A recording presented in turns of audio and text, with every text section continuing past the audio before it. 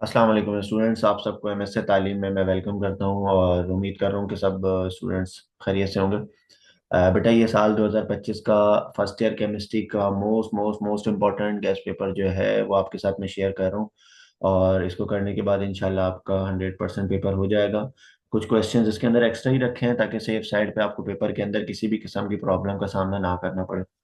इसके अंदर न्यूमेरिकल्स का अलग से पोर्शन बना दिया है, शॉर्ट क्वेश्चंस और लॉन्ग क्वेश्चन के हवाले से भी चीज़ें मैंने शेयर की हुई हैं। और आपको अगर इसमें किसी भी किस्म का कोई प्रॉब्लम हो, किसी चीज़ का सोल्यूशन ना मिले या कोई क्वेश्चन का आंसर ना मिल रहा हो, किसी भी किस्म का कन्फ्यूजन हो, तो मैंने लास्ट में एक व्हाट्सएप नंबर भी इसके साथ शेयर किया हुआ है। आप उससे भी व्हाट्सएप करके वो चीज़ उसका सोल्यूशन हासिल कर सकते हैं। जो स्टूडेंट जिनको अभी ये पेपर के पैटर्न का नहीं पता तो उन्हें मैं बता दूं बेटा, सेक्शन ए होता है हमारा 17 मार्क्स का। 17 नंबर के आप लोगों ने एमसीक्यूज करने होते हैं।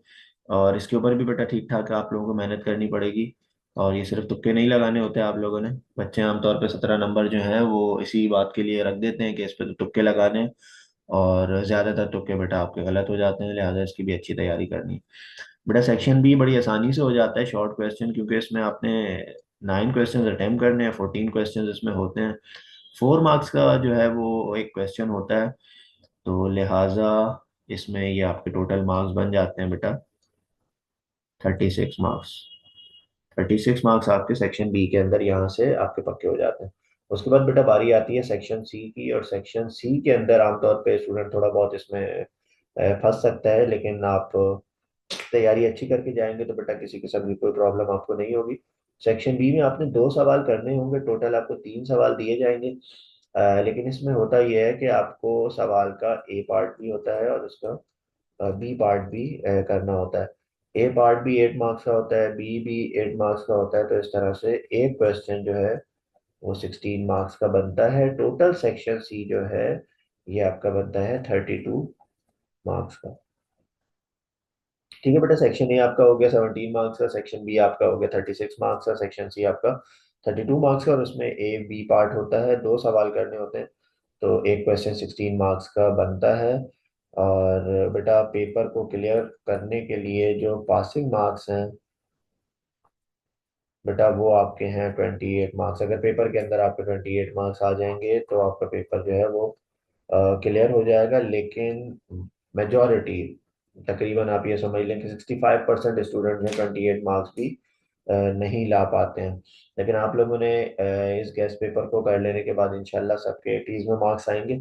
और उसके लिए एटीज में मार्क्स लाने के लिए बेटा दिन रात एक करके आपको थोड़ा मेहनत भी करनी पड़ेगी, पढ़ना भी पड़ेगा। अच्छा, इसी पेपर के साथ मैंने रिड्यूस सिलेबस भी लास्ट में अटैच किया हुआ है।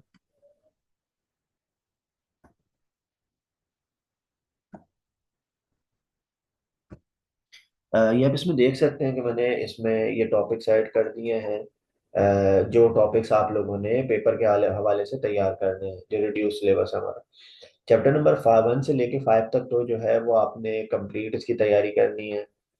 बेटा फिर चैप्टर नंबर 6 के अंदर 6.1 करेंगे, 6.2 करेंगे, 6.1, 6.3 और 6.5। चैप्टर नंबर 7 के अंदर आप लोगों ने जो टॉपिक परफॉर्म करने हैं, याद करने हैं, वो 7.1, 7.2 और 7.3 है। और चैप्टर नंबर 8 के अंदर 8.1, 8.2, 8.5 और 8.6। अच्छा, अब लेट सपोज इसी तरीके से चैप्टर नंबर 10 में 10.1, 3 और 5 करना है। चैप्टर नंबर 10 के बाद 11, 12 आप लोगों के पूरे कंप्लीटली रिड्यूस हो चुके हैं, वो नहीं करने हैं आपने। अच्छा, अब इसमें एक चीज देखिएगा। जैसे हमारा लिखा हुआ है चैप्टर नंबर 6 के अंदर 6.1, 6.3 और 6.5,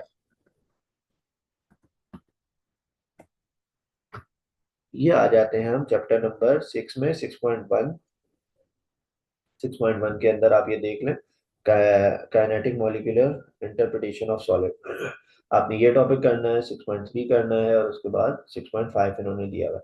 अच्छा, जब आप इसके चैप्टर के अंदर अभी जाएंगे तो उसमें आप देखें 6.1 के अंदर सब टॉपिक्स कौन कौन से हैं। 6.1 के अंदर आने वाले जितने भी टॉपिक्स हैं वो करने हैं। 6.3, ये टॉपिक का नंबर आपको दिया हुआ है 6.3। तो 6.3 के अंदर जितने भी सब टॉपिक्स आ रहे हैं वो सारे के सारे आप लोगों ने उसके अंदर परफॉर्म करने होंगे। और इसमें भी किसी किस्म का कोई इशू हो तो वो आप डिस्कस कर सकते हैं। अच्छा, इसमें फर्स्ट क्वेश्चन आपको दिया हुआ है शॉर्ट डेफिनेशंस का, उसके बाद आपको दिया हुआ है डिफरेंसेस का एक सवाल दिया हुआ है, फिर एक थ्योरी का सवाल है, और कुछ प्रिंसिपल्स को स्टेट करके आपने लिखना है, और शॉर्ट नोट भी मैंने इसमें दिए हुए हैं। ये शॉर्ट नोट आप प्रिपेयर करें। शॉर्ट नोट की लेंथ आमतौर पे तकरीबन 1.5 पेज तक की होनी चाहिए, और इस 1.5 पेज के अंदर आपको उसके हवाले से कंप्लीट डिस्क्राइब करना है सारी चीज़ों को। जैसे लेट सपोज मैं यहाँ पे आपसे कह रहा हूँ कि आपने क्वांटम नंबर्स के हवाले से अगर हमारे पास शॉर्ट नोट आ जाता है, तो बेटा क्वांटम नंबर्स में आप इसको किस तरह से सारी चीज़ों को एक्सप्लेन करोगे, क्या क्या चीज़ें आपने इसके अंदर लिखनी है। तो बेटा अगर क्वांटम नंबर आ जाता है, तो क्वांटम नंबर के अंदर आप एक चीज़ ये देखो कि इसके अंदर प्रिंसिपल क्वांटम नंबर है, एजीम्यूथल क्वांटम नंबर है, स्पिन क्वांटम नंबर है, मैग्नेटिक क्वांटम नंबर है। तो ये सारी चीज़ें आपने उसी के अंदर एक्सप्लेन करनी है, और इसको इस तरह से करना है कि तकरीबन 1.5 पेज तक के अंदर ये सारी चीज़ें एक्सप्लेन हो जाए। ये ना हो कि आपने प्रिंसिपल क्वांटम नंबर और एजीम्यूथल क्वांटम नंबर को ही 1.5 पेज तक एक्सप्लेन कर दिया और बाकी दो टाइप्स एक्सप्लेन ही नहीं की, तो इसमें आपसे मार्क्स डिडक्ट हो जाएंगे। अच्छा, तो फिर ये सारे आपके पास बेटा शॉर्ट क्वेश्चन यहाँ पे ऐड करता चला जा रहा हूँ। ये सारे आपके शॉर्ट क्वेश्चंस। उसके बाद लास्ट में क्वेश्चन नंबर 14 में ये देख सकते हैं कि इसमें रीजनिंग क्वेश्चन भी दी हुई है। ये रीजंस जो कॉमनली रीजंस पेपर के अंदर आते हैं। फिर उसके बाद लॉन्ग के अंदर, लॉन्ग क्वेश्चंस में देखिएगा बेटा, यहाँ पर डेरिवेशंस दी हुई हैं आमतौर पे, और ये क्वेश्चन तो बेटा बहुत ही ज़्यादा इम्पोर्टेंट कंसिडर किया जाता है।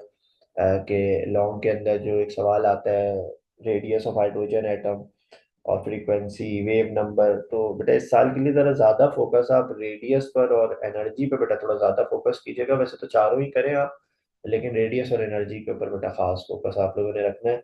दूसरी इसके बाद ये वेस्पर थ्योरी है, और शेप्स ऑफ मॉलिक्यूल्स के बारे में इसमें आप लोगों ने इन तमाम मॉलिक्यूल्स को करना है।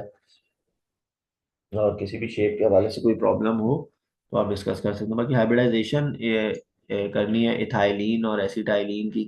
बेटा इथाइलिन इथीन का ही दूसरा नाम है, और एसिटाइलिन बेसिकली इथाइन है। तो इनके नामों से जो आप लोगों ने है वो धोखा नहीं खाना, और इसको अच्छे से प्रिपेयर करना है। फिर वेंडर वॉल इक्वेशन की तरफ आ जाते हैं। वेंडर वॉल इक्वेशन आ गई आपकी,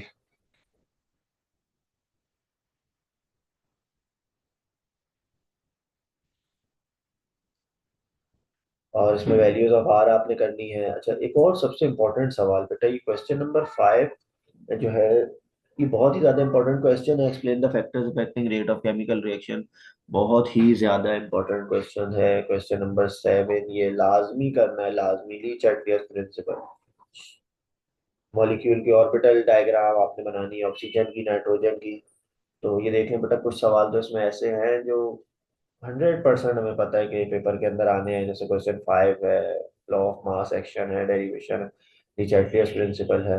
अच्छा, उसके बाद एक न्यूमेरिकल की रेंज मैंने यहाँ पे दे रखी है। न्यूमेरिकल्स के अंदर मुख्तलिफ चैप्टर्स से जो न्यूमेरिकल्स बन सकते हैं वो सारे यहाँ पे लिस्ट के अंदर ऐड कर दिए हैं।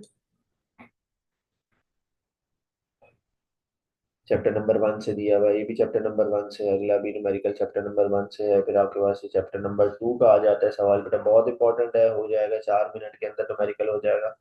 लेकिन कुछ बच्चे इसको चॉइस पे भी छोड़ देते हैं, तो बेटा काइंडली इसको चॉइस पे आप लोगों ने नहीं छोड़ना। तो ये सारी चीजें आप अच्छे से प्रिपेयर करेंगे तो फिर आपके मार्क्स बेटा, मार्क्स अच्छे आने की उम्मीद है। अच्छे से इसको परफॉर्म करें। How many electrons protons and neutrons are present, ये एमसीक्यूज के अंदर भी ये चीज आ सकती है बेटा। और इसकी इलेक्ट्रॉनिक कॉन्फ़िगरेशन भी करें। ये एक सवाल बड़ा इंपॉर्टेंट है, 2 मोल्स ऑफ ऑक्सीजन।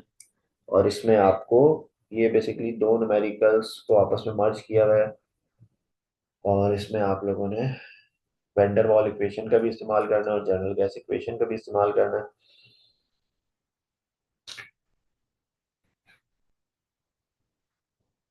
तो ये न्यूमेरिकल अच्छे खासे आप लोगों ने कर रखे होंगे न्यूमेरिकल्स, लेकिन फिर भी इसके बावजूद अगर किसी किस्म के न्यूमेरिकल में कोई इशू हो तो आप वो डिस्कस कर सकते हैं।